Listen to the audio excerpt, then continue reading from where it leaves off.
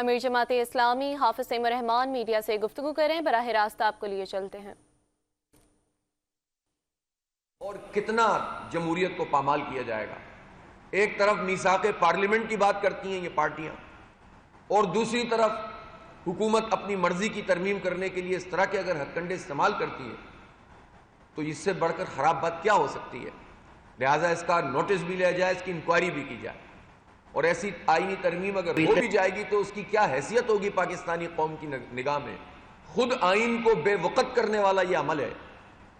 آئین ایک ایسا ڈاکومنٹ ہے جس کے اوپر قوم متفق ہو سکتی ہے، یہ ایک بنیادی ڈاکومنٹ ہے۔ آپ اسی کو بے توقیر کر دیں، آپ اسی پہ سے جو ہے وہ اس پر ہی سوالات اٹھانا شروع کر دیں تو آپ سوچ سکتے ہیں کہ پاکستان میں پھر بچے گا کیا۔ اس لیے اس کو سیریس لینا چاہیے اور حکومت کو ایسے کسی بھی عمل سے باز آنا چاہیے۔ اس وقت جو صورتحال ہمارے ملک کے دو صوبوں میں خاص طور پر ہے، اور تیسرے اور چوتھے بلکہ اب تو پورے ملک میں ہی، یعنی ایک طرف انسرجنسیز ہیں جو آپ کو کے پی میں بھی نظر آتی ہیں، اور بلوچستان میں بھی وہ حالات نظر آ رہے ہیں کہ جس میں پاکستان کی بقا پر سوال اٹھانا لوگوں نے شروع کر دیے ہیں، اللہ معاف کرے۔ اور دوسری طرف سندھ میں جو کچے کا علاقہ ہے اس پہ کچے کے ڈاکو اور پکے کے ڈاکوؤں کی سرپرستی میں کام کر رہے ہیں۔ اسی طرح پنجاب کا ایک بڑا علاقہ، اور ابھی پچھلے عرصے میں تو رحیم یار خان جیسے علاقے میں پنجاب پولیس پر حملہ ہو گیا اور 12 لوگ شہید ہو گئے اور اتنے زخمی ہو گئے۔ تو آپ سوچ سکتے ہیں کہ کیا صورتحال ہے۔ جو جنوبی اضلاع میں خیبر پختونخوا کے پولیس نے جو بائیکاٹ کیا تھانوں کا، یہ بہت سگنیفیکنٹ ہے۔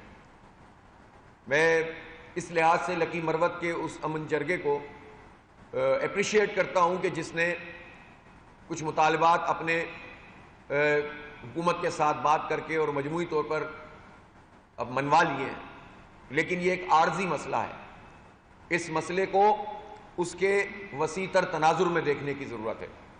پاکستان میں بدامنی کے یہ حالات امریکہ نوازی کے نتیجے میں پیدا ہوئے، آج سے 23 سال پہلے، جب مشرف نے پورے پاکستان کو اسٹیک پہ لگا دیا تھا امریکہ کی محبت میں، اور ہم سے یہ کہا تھا ڈالر ملیں گے۔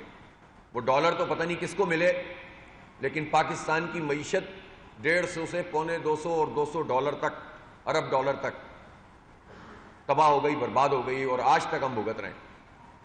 اسی طرح سے 1 لاکھ کے قریب لوگ ہیں جو شہید ہو چکے ہیں، جس میں فوجی افسران ہیں، پولیس کے لوگ ہیں، سویلینز ہیں، عام آبادی کے لوگ ہیں۔ بہت سارے لوگ تو کولیٹرل ڈیمیج میں دنیا سے رخصت ہو گئے، فوجی آپریشنوں کی نظر ہو گئے۔ اور اس سے بڑھ کر خراب کوئی بات نہیں ہو سکتی کہ فوج اور عوام آپس میں سامنے آ کر کھڑے ہو جائیں، فوج اور پولیس سامنے آ کر کھڑے ہو جائیں۔ لہٰذا اس مسئلے سے نکلنے کی ضرورت ہے ہر صورت میں۔ اس میں عقل مندی کا مظاہرہ کرنا ہوگا، اس میں کسی کی رٹ کا مسئلہ نہیں ہے، پاکستان کا مسئلہ ہے۔ اس میں ہمارے اداروں کو بھی اور حکومت کو بھی اور اپوزیشن کو بھی ہوش کے ناخن لینے ہوں گے، اور ایک وسیع تر مشاورت فوری طور پر اس وقت کی ضرورت ہے۔ یہ جو مطالبہ ہے کہ وہاں پولیس کو امپاور کیا جائے اور فوج کو وہاں سے ہٹایا جائے، اصل میں ہوتا یہ ہے کہ جب یہ کام کیے جا رہے ہوتے ہیں تو اس وقت جو ہے وہ نہیں سوچا جا رہا ہوتا کہ اس کے آگے چل کر کیا ریپرکشنز ہوں گے۔ اب یہ جو ایک ریگولیشن ہے، action in aid of civil power regulation, 2010 میں آصف علی زرداری صاحب صدر مملکت تھے، انہوں نے یہ جاری کیا تھا، اور اس کے نتیجے میں فوج جو فاٹا کے علاقے تھے اس میں بلائی گئی تھی۔ پھر جب یہ فاٹا کے علاقے مرج ہو گئے، نیولی مرج ڈسٹرکٹ جنہیں کہتے ہیں، NMD، یہ جو مرج ڈسٹرکٹ جب ہوئے 2018 میں 25ویں ترمیم کے بعد، تو اس وقت عمران خان صاحب نے عارف علوی صاحب کے دستخطوں سے اس ریگولیشن کا نام ہے action in aid of civil power regulation ہے۔ یہ جو ہے وہ علوی صاحب کے سائن سے دوبارہ سے ہوئی اور فوج کو وہاں پر بلایا گیا۔ اب اس وقت اگر یہ مطالبہ ہے کہ فوج کو وہاں سے چلے جانا چاہیے تو یہ کسی کی ناک کا مسئلہ نہیں ہے، یہ حالات اور واقعات ہیں۔ خود ہمارے اداروں کو بھی یہ دیکھنا ہوگا کہ یہ مطالبہ پاکستانی قوم کیوں کر رہی ہے، قوم کا مطالبہ کیسے بنی ہے۔ چند لوگوں کا مطالبہ تو ہو سکتا تھا، تو اس کا مطلب یہ ہے کہ کوئی پرابلمز ہیں نا، ان پرابلمز پر ڈنڈے کے ذریعے سے اس کو ایڈریس نہیں کیا جائے گا۔ یہ پاکستان ہے، پاکستان کی قوم ہے، پاکستان کی فوج ہے، پاکستان کی پولیس ہے. ہم سب ایک ہونے چاہیے، ایک پیج پر ہونے چاہیے. لیکن جب آئینی حدود سے لوگ تجاوز کرتے ہیں اور جب کرپشن اور لوٹ مار ہر سطح پر پھیلنے لگتی ہے، جب اعتبار ختم ہو جاتا ہے اور لوگ ہر چیز کو شک کی نگاہ سے دیکھنے لگتے ہیں، تو صرف یہ نہیں سوچنا چاہیے کہ ایک آدمی کا تو کام ہی یہ ہو گیا ہے لوگوں کا کہ وہ شک کرتے ہیں. If there is a smoke, there is a fire. اگر دھواں اٹھ رہا ہے تو پیچھے آگ تو ہوگی نا. کوئی رائی ہوتی ہے تو پہاڑ بنتا ہے، کوئی پر ہوتا ہے تو کوا نظر آتا ہے لوگوں کو. اس لیے خود ہمارے اداروں کو یہ سوچنے کی ضرورت ہے کہ ان کے کنڈکٹ میں کہاں کہاں خرابی موجود ہے. کیوں لوگ اب کرپشن کے الزامات لگاتے ہیں؟ یہ اسمگلنگ جو ہوتی ہے پورے بلوچستان کے بارڈر سے، وہ کیسے ہو سکتی ہے ایف سی کی مرضی کے بغیر؟ ایکشن ہونا چاہیے نا. آپ پہلے آرمی کی کورٹ سے شروع کریں اور پھر اس کے نتیجے میں ایک اعتبار قائم کریں. لوگ خود بخود سمجھ جائیں گے کہ مسئلہ اب جو ہے ریزالو ہونے لگا ہے.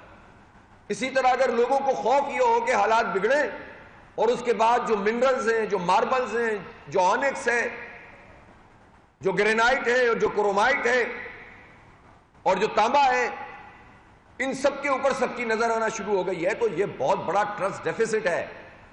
اس کو ایڈریس کرنا پڑے گا. اور ریت میں منہ ڈال کر آپ خطرات سے بچ نہیں سکتے شتر مرغ کی طرح. آپ کو حالات کو فیس کرنا پڑے گا.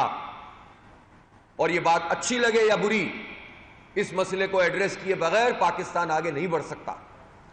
اس لیے کرپشن کی ہر سطح پر، چاہے وہ بیوروکریسی میں ہو، چاہے وہ اداروں میں ہو، چاہے وہ حکومت میں ہو، اس کو ایڈریس کرنا پڑے گا، اس کو ختم کرنا پڑے گا. اور جو جتنا با اختیار ہے، جتنا طاقتور ہے، اس کی سب سے زیادہ ذمہ داری ہے. اسی طرح بلوچستان میں جس طرح سے حالات کو موضوع بنا کر پھر انسرجنسیز شروع ہو جاتی ہیں. ہمارا دشمن بھارت اتنا طاقتور کیسے ہوا ہے جو بلوچستان کے معاملات میں دخیل ہوتا ہے؟ یہ بھی ہماری حرکتوں کی وجہ سے ہوا نا. جب آپ نے اپنے دوست ملک افغانستان کو اپنا دشمن بنا لیا تھا، جب آپ نے امریکہ کا ساتھ دیا تھا اور دشمن حکومت آ کر بیٹھ گئی تھی، تو اس وقت بھارتی جو سفارت خانے تھے وہ راہ کے اڈے تھے جو پاکستان میں انسرجنسیز کرتے تھے. اس وقت بلیک واٹر ریکارڈ پر موجود ہے کہ اندر دندناتی پھر رہی تھی. CIA، MI6 کون سی ایجنسی تھی کہ جو ہمارے ہاں پر ہمارے پورے معاشرے کو تباہ و برباد نہیں کر رہی تھی؟ اور اس کے اثرات آج تک محسوس کیے جاتے ہیں. اس لیے ایک وسیع تر قومی مشاورت کے بغیر یہ مسئلہ حل نہیں ہوگا.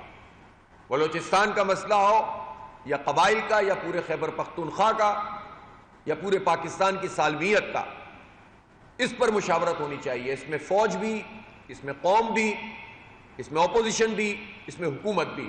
اور سب سے زیادہ ذمہ داری یہ حکومت کی ہے کہ وہ سب لوگوں کو ایک پیج پر لانے کی کوشش کریں، بٹھائیں. اور یہ جو وقتی فائدے حاصل کرنے کے لیے تقسیم در تقسیم کا عمل ہے، اس کو ختم ہونا چاہیے. میں اس موقع پر یہ بھی مطالبہ کرتا ہوں کہ اس وقت پاکستان میں جو پیٹرولیم کی قیمت ہے، اس میں فوری طور پر 15 ستمبر کو تو کم از کم 2 طرح سے کمی ہونی چاہیے. ایک تو جو کروڈ آئل کی قیمت عالمی مارکیٹ میں فی بیرل کم ہو رہی ہے، اور یہ 15-16% تقریباً کمی کی طرف گئی ہے پچھلے عرصے میں، تو وہ ریفلیکشن پاکستان کے پیٹرولیم کی قیمت میں نہیں آیا. تو جو اوریجنل قیمت ہے جو لیوی کے علاوہ ہے، وہ کم از کم یہ 15 ستمبر کو 20 سے 25 روپے کم ہونی چاہیے. اور اسی طرح اگر یہ 60 روپے والی جو لیوی ہے کہ آپ نے زبردستی ایک امپوز کر دیا ہے، یہ ختم ہو جائے تو آپ سوچ سکتے ہیں کہ اس مرحلے پر اگر پیٹرولیم کی قیمت 250 روپے ہو جائے اور گریجولی مزید اس کو کم کیا جائے تو کتنا ایک اعتماد ملے گا پاکستان کی معیشت کو، اور مہنگائی کو کتنا آپ کنٹرول کر سکیں گے، اور کس طرح سے جو ہے پاکستان کی معیشت آگے بڑھنا شروع ہو جائے گی. یہ کہتے ہیں کہ ہم لیوی لگا کر ٹیکس وصول کر رہے ہیں. بھائی جب آپ ٹیکس وصول کرتے ہیں اور معاشی ایکٹیویٹی نہیں ہوتی تو آپ کے اس کے ٹیکس کے وصول کرنے کا فائدہ کیا ہے؟ آپ اگر قیمت کم کریں گے تو خود بخود آپ کو ٹیکسز زیادہ ملنا شروع ہو جائیں گے. جو آپ کی جو اکنامک گروتھ ہے جب آگے بڑھنا شروع ہوگی تو آپ وقتی فائدہ حاصل کرنے کے لیے معیشت کو تباہ کر رہے ہیں، اور کہتے یہ ہیں کہ چونکہ IMF کے اہداف پورے کرنے ہیں یہ جو 2% سود مزید کم ہوا ہے، ٹھیک ہے، ہم اس کا خیر مقدم کرتے ہیں، لیکن یہ 2% کیوں ہے؟ یہ اس وقت بھی پاکستان کی معیشت میں، اول تو سود کو ہونا ہی نہیں چاہیے، لیکن اس وقت بھی پاکستان کی معیشت میں اس کی گنجائش موجود ہے کہ آپ 10% پہ فوری طور پر لا سکتے ہیں، 2-3 مہینے میں یہ کام کر سکتے ہیں، اور یہ 10% پہ آ جائے آپ کے 4-5 ہزار ارب روپے گورنمنٹ کے بچ جائیں گے، اور اس لیے بچ جائیں گے کہ آپ کا جو اندرونی قرضہ ہے وہ 43-44 ہزار ارب روپے کا ہے، اور اس اندرونی قرضے کا سود ہی 8.5 ہزار ارب روپے جو اس بجٹ میں آپ کو دینا ہے۔ اگر آپ یہ انٹرسٹ ریٹ کم کر دیتے ہیں تو خود بخود 4 ہزار ارب روپے بچیں گے، اور 4 ہزار ارب روپے بچنے کا مطلب ہے کہ آپ بجلی کی قیمت اس کی لاگت کے مطابق کر سکتے ہیں، اور جو ہمارا جنرل مطالبہ ہے۔ تو ایک قدم سے آپ کہتے ہیں پھر کیا بینک کیا کریں گے؟ تو بینکوں نے تو جتنی لوٹ مار کرنی تھی کر لی آپ کے ساتھ مل کر، حکومت کے ساتھ مل کر اس وقت جو لوٹ مار پاکستان کے بینک کر رہے ہیں وہ تباہی ہے، اور پاکستان کی معیشت تباہ ہو رہی ہے، تاجر پریشان، صنعت کار پریشان، انڈسٹریز بند ہو رہی ہیں، روزگار تباہ ہو رہا ہے، اور عیاشی کون کر رہے ہیں؟ بینک کے مالکان۔